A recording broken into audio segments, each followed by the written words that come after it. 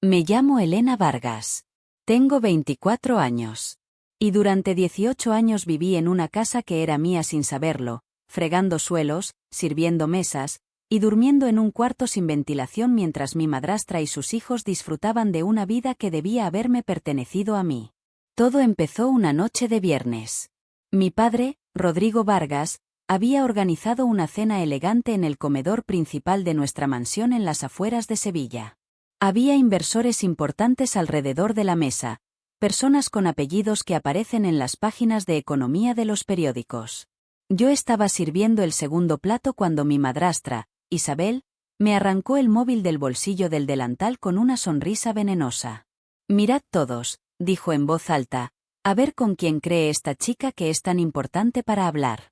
Puso el teléfono en altavoz sobre la mesa. Mi padre no dijo nada. Sus hijos, Marco y Sofía, se rieron abiertamente. Los inversores miraban incómodos pero en silencio. Entonces la voz al otro lado del teléfono lo cambió todo. «Buenos días, señorita Elena Vargas. El Consejo ha aprobado la transferencia. La herencia de su abuelo está activa desde esta mañana». El comedor quedó paralizado. Isabel palideció. Mi padre dejó la copa a mitad de camino. Marco dejó de reír. Y yo, sin inmutarme, tomé el teléfono de la mesa con calma y dije simplemente: «Gracias, don Aurelio, le confirmo los detalles mañana». Colgué. Y por primera vez en 18 años, fui yo quien tenía el poder en aquella sala. Pero lo que vino después fue mucho más devastador de lo que cualquiera podía imaginar. Esa noche no dormí. No porque estuviera nerviosa, sino porque llevaba años preparándome para ese momento y no quería perder ni un segundo de él. Mientras Isabel recorría los pasillos dando portazos y Marco enviaba mensajes furiosos a su abogado, yo estaba sentada en mi cuarto, ese cuarto pequeño sin calefacción junto a la lavandería, leyendo los documentos que don Aurelio me había enviado por correo electrónico. Mi abuelo, Fernando Vargas, había muerto 4 meses antes. Fundador de Vargas Construcciones, uno de los grupos empresariales más importantes del sur de España. Todos pensaban que lo había dejado todo a mi padre. Nadie sabía lo que yo sabía. Durante 16 años, cada primer sábado de mes, mientras le decía a todo el mundo que iba a clases particulares, en realidad me reunía en secreto con mi abuelo en su despacho privado de Sevilla. Me enseñó contabilidad, derecho mercantil, gestión de empresas, cómo leer a las personas y cómo construir poder en silencio. Nunca faltó ni un solo sábado. Ni cuando llovía, ni cuando yo tenía fiebre, ni cuando Isabel le dijo a mi padre que esas salidas eran una pérdida de tiempo. A la mañana siguiente, Isabel convocó una reunión familiar en el salón. Entró vestida como si fuera a una junta directiva, con su mejor traje y su peor actitud. «Elena», dijo con voz calculada, «creo que hay un malentendido muy serio sobre lo que pasó anoche». Me quedé de pie junto a la puerta. No me senté en la silla que me habían dejado, la más alejada de la mesa, la silla de siempre. Saqué una carpeta de mi bolso y la coloqué sobre la mesa sin decir una palabra. Dentro había documentos bancarios, grabaciones de audio y 3 firmas falsificadas con el nombre de Elena Vargas. Isabel intentó robarme el dinero de mi herencia hace 2 años. Y mi abuelo lo había documentado todo. El color abandonó su rostro en cuestión de segundos. Pero lo que Isabel no sabía era que eso era solo el principio. Isabel se recuperó rápido. Siempre lo hacía. Era su mayor habilidad, caer y levantarse antes de que nadie notara que había tropezado. 2 días después de la reunión familiar, me citó en el restaurante más exclusivo del centro de Sevilla. Mesa reservada, vino caro, sonrisa perfecta. Quería hablar como 2 mujeres adultas, dijo. Quería encontrar una solución. Me senté frente a ella con el móvil grabando en el bolsillo. Isabel habló durante 20 minutos sin parar. Me ofreció una habitación mejor en la casa, un puesto decorativo en la empresa, un coche, una asignación mensual. Todo envuelto en palabras bonitas sobre familia y segundas oportunidades. Luego puso su mano sobre la mía y bajó la voz. «Elena, tu padre te quiere. Pero es un hombre mayor y cansado. No le hagas esto. No destruyas lo que hemos construido». La miré a los ojos y le pregunté con calma: lo que habéis construido, o lo que le robasteis a mi madre antes de que yo naciera. Se quedó sin palabras por primera vez en su vida. Recogí mi bolso, dejé la carpeta con las pruebas del fraude bancario sobre la mesa y le dije que si volvía a contactarme antes de la junta de accionistas, presentaría los documentos directamente en el juzgado. Salí del restaurante sin mirar atrás.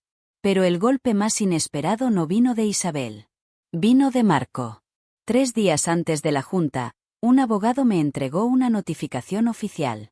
Marco había presentado una impugnación del testamento alegando que mi abuelo no estaba en plenas facultades mentales cuando lo firmó. Decía que yo lo había manipulado durante años para quedarme con todo. Me reí sola cuando lo leí. Porque don Aurelio ya me había advertido de que esto podría pasar. Y llevábamos 3 años preparando la respuesta. Lo que Marco estaba a punto de descubrir es que impugnar ese testamento era el mayor error de su vida. Don Aurelio Montoya llevaba 40 años ejerciendo como abogado en Sevilla. Había gestionado fortunas, resuelto batallas judiciales entre familias de abolengo y nunca había perdido un caso de herencia.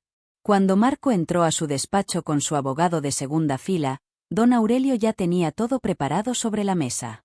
Marco habló primero. Con arrogancia, con esa seguridad falsa de quien cree que el dinero de su madre puede comprar cualquier resultado. Mi abuelo estaba confundido en sus últimos años, dijo. Elena se aprovechó de un anciano vulnerable. Exijo una revisión completa del testamento. Don Aurelio esperó a que terminara.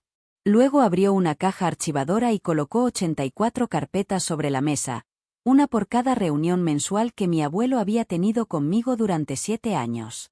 Cada carpeta contenía actas firmadas por 2 testigos independientes, grabaciones de audio, informes médicos que certificaban el pleno estado mental de Fernando Vargas en cada fecha, y evaluaciones psicológicas realizadas por 3 especialistas distintos.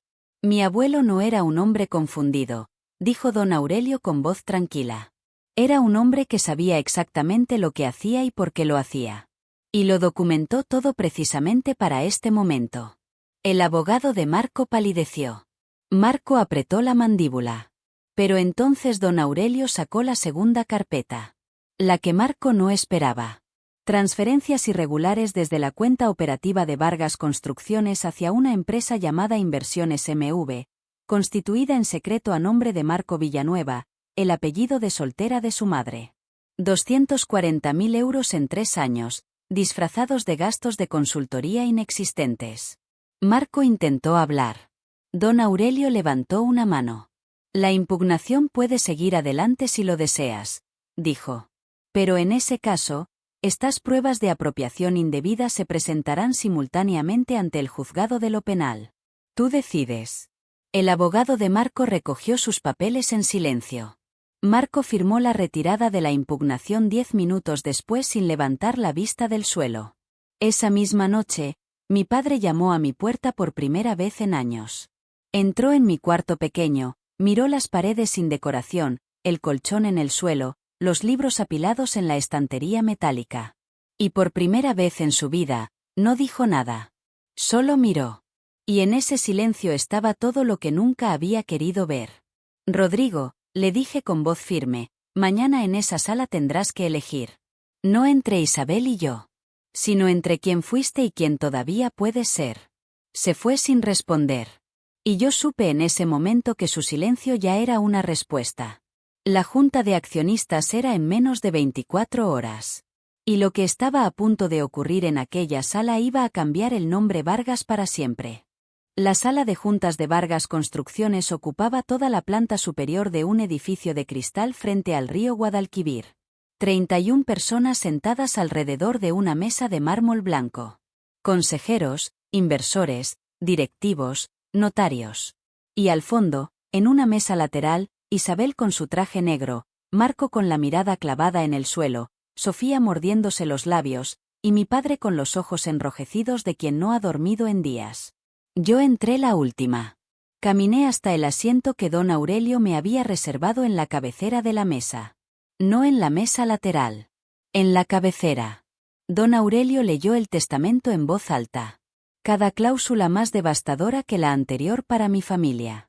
El 38% de las acciones de Vargas Construcciones, la residencia familiar en Sevilla, los fondos fiduciarios, la presidencia honoraria de la Fundación Vargas.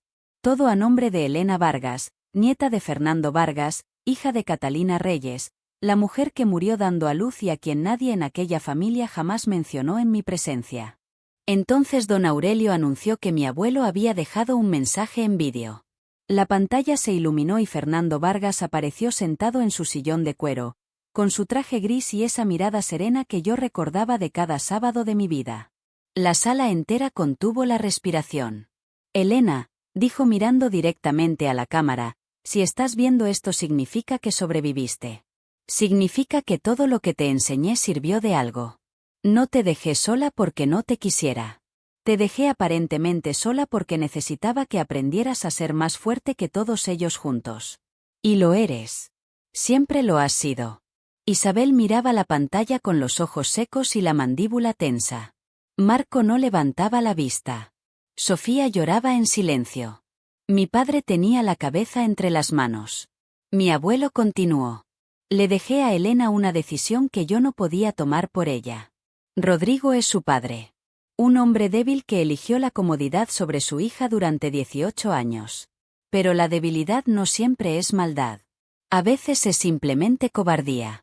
Y la cobardía tiene consecuencias. Elena sabrá qué hacer con ellas. La pantalla se apagó. 31 pares de ojos se giraron hacia mí. Me puse de pie. Miré a cada persona en aquella sala antes de hablar. Mi nombre es Elena Vargas. Crecí en esta casa sirviendo a una familia que no me reconoció como suya. Dormí en un cuarto sin calefacción mientras se celebraban cenas de lujo a 3 metros de mi puerta. Fui presentada a los invitados como la chica que ayuda en casa. Nunca como la hija. Nunca como la nieta. Nunca como Elena. El silencio era absoluto. Hoy tengo el poder de destruirlos a todos completamente. Tengo pruebas suficientes para llevar a Isabel ante un juez por fraude bancario. Tengo documentos para hundir a Marco por apropiación indebida. Tengo 18 años de injusticia documentada que podría filtrar a cada periodista de Sevilla antes de que acabe el día. Miré a mi padre directamente a los ojos. Pero no voy a hacer eso. Rodrigo levantó la cabeza despacio. No porque no lo merezcáis, sino porque mi abuelo me enseñó que el verdadero poder no está en destruir a quien te hizo daño.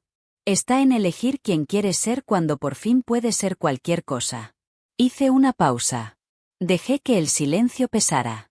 Isabel queda excluida de cualquier vínculo con Vargas Construcciones de forma permanente. Marco y Sofía tienen 30 días para abandonar la residencia familiar. Y tú, Rodrigo, tienes una sola oportunidad. No de ser mi padre, porque eso ya pasó, sino de ser un hombre honesto por primera vez en mucho tiempo. Reconóceme públicamente como tu hija. Pide perdón delante de estas personas. Y yo te ofreceré una salida digna. Mi padre se levantó lentamente. Lo vi luchar consigo mismo durante varios segundos eternos. Luego miró a Isabel. Y en ese momento supe la respuesta antes de que abriera la boca. Lo siento, Elena, dijo con voz rota. Lo siento de verdad. Pero no puedo. Asentí una sola vez. Entonces está hecho, dije. Don Aurelio, proceda con la transferencia completa. Isabel intentó hablar. Don Aurelio la interrumpió con una sola frase. Señora, si abre la boca en esta sala presentamos la denuncia por fraude esta misma tarde. Se quedó en silencio. Mi padre salió de la sala sin mirarme. Isabel lo siguió. Marco y Sofía detrás. La puerta se cerró y el sonido de ese cierre fue el más liberador que había escuchado en mi vida. 3 semanas después me quedé sola en la residencia familiar por primera vez. 12 habitaciones vacías. Paredes llenas de cuadros que no elegí. Muebles de una vida que no fue mía hasta ahora. Recorrí cada sala despacio. El comedor donde serví cenas durante años. La cocina donde comí sola tantas noches. El salón donde la familia se reunía sin mí. Y al final del pasillo, el cuarto pequeño junto a la lavandería. Sin decoración. Sin calefacción. Con una sola ventana pequeña que daba a la pared del jardín. Estuve un momento parada en la puerta mirando ese cuarto. Luego llamé a los arquitectos. Hoy ese cuarto es una biblioteca. Estantes del suelo al techo llenos de los libros que mi abuelo me recomendó durante 16 años. Un sillón junto a la ventana, ahora arreglada para que abra de verdad. Y en la pared, una sola fotografía. Mi abuelo y yo, en su despacho, el día que cumplí 18 años. Los dos sonriendo. Los dos sabiendo algo que nadie más sabía todavía. Vargas Construcciones sigue creciendo. Don Aurelio me asesora cada semana. La Fundación Vargas financia becas universitarias para jóvenes sin recursos en toda Andalucía, en nombre de mi madre, Catalina Reyes, la mujer que nunca llegué a conocer pero a quien le debo absolutamente todo. A veces me preguntan si me arrepiento de no haber elegido la venganza completa. Si debería haber presentado todas las denuncias, haberlos hundido públicamente, haberles quitado hasta el último euro. Y siempre respondo lo mismo. La venganza te encadena a las personas que te hicieron daño. Yo elegí la libertad. Mi nombre es Elena Vargas. Tengo 24 años. Y por primera vez en mi vida, cada habitación de esta casa es mía. Cada decisión es mía. Cada mañana es mía. Y eso, ninguna madrastra, ningún hermanastro, ningún padre cobarde puede quitármelo jamás. Si alguna vez te hicieron sentir invisible en tu propia familia, quiero que sepas algo. No te deben una explicación. No te deben un perdón. Te debes a ti mismo la verdad. Y la verdad es que mereces ocupar espacio. Mereces ser visto. Mereces elegirte a ti mismo aunque nadie más lo haya hecho antes. Yo lo hice. Y tú también puedes.